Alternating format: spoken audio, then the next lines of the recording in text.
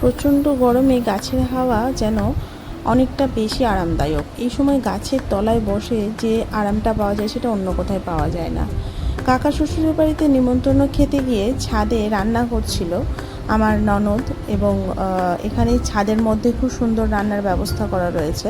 তো এখানে কাঠের জালে রান্না করছিল, আর আমি সেই সময় আম গাছের তলায় বসে একটু ঠান্ডা হাওয়ার আমেজ নিচ্ছিলাম। তো দেখেন, আমার শ্বশুরের বাড়ির এই জায়গাটা আমার ভীষণ প্রিয়, ভীষণ সুন্দর লেগেছে, কারণ গাছটা পুরোই একেবারে গোটা ছাদ জুড়ে, ছাদের একটা অংশ জুড়ে পুরো ছাদের একটা অংশ ঢেকে দিয়েছে, এবং তার তলাতে একদম ঠান্ডা সুন্দর একটা আবহাওয়াতে বসে আর আমগুলো একদম হাতের কাছে ঝুলছে।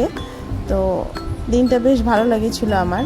আর এই জায়গাটায় বসে গরম থেকে নিস্তার পাওয়ার একটা প্রচেষ্টা আমার চলছিল।